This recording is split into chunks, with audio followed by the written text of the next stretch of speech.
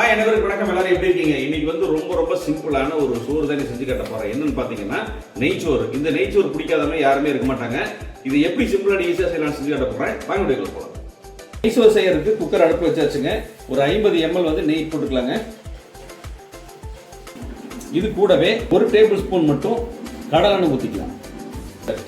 அடுத்தது வந்து தாளிப்பெல்லாம் சேர்த்துக்கலாங்க. அடுத்தது ஒரு பெரிய வெங்காயத்தை ஸ்லைஸா கட் பண்ணிருக்கிறேன். இதையும் சேர்த்துக்கலாம். சோம்பு போட மறந்துட்டுங்க. ஒரே 1/2 டீஸ்பூன் மட்டும் சோம்பு போட்டுக்கலாம். வெங்காயம் பாருங்க, பிரியாணிக்கு வதக்கிற மாதிரி நல்லா ப்ரௌனா வதக்க வேண்டாங்க. ஒரு 90% வதங்கினா போதும். அடுத்தது காரத்துக்கு 3 பச்சை மிளகாயை கீறி வச்சிருக்கிறேங்க.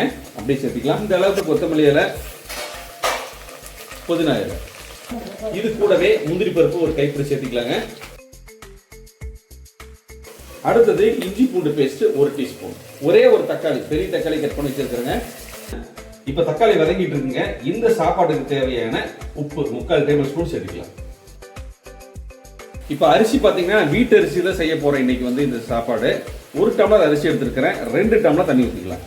1 2. இப்ப நல்லா கலந்தாச்சுங்க. இப்ப நல்லா கொதி வரட்டும். இப்போ உலக வச்சிருச்சுங்க. நம்ம அரிசி சேர்த்துக்கலாம். இன்னைக்கு நான் வந்து வீட்டு அரிசியில் தான் பண்ணியிருக்கேன். ஒரு 1/2 மணி நேரம் ஊற வச்சிருக்கேன். சரிங்களா?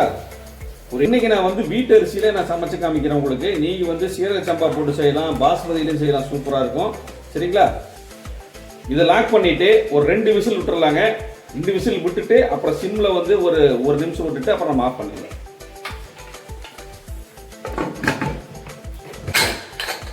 இப்போ நம்ம குக்கர் ஓப்பன் பண்ணிக்கலாங்க. ஒரு 10 நிமிஷம் ரெஸ்ட் விட்டாச்சு.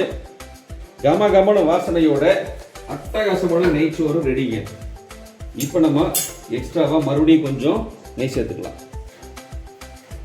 இந்த நெய்ச்சோறு பார்த்தீங்கன்னா நல்ல நெய்யோட ஃப்ளேவர் அதிகமாக வருது. நெய் அதிகமாக ஊற்றி ஆயில் வந்து நான் கம்மியாக ஊற்றிருக்கேன்.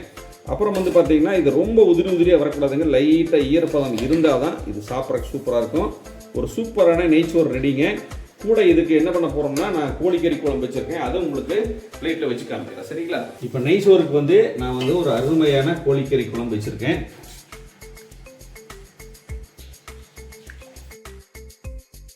அட்டகாசமான காம்போங்க. சூப்பரான ஒரு நெய்ச்சோறு கூட பார்த்தீங்கன்னா நம்ம கோழிக்கறி குழம்பு வச்சிருக்கோம். இதே மாதிரி நீங்களும் ட்ரை பண்ணி பார்த்துட்டு எப்படி இருக்குன்னு சொல்லுங்க.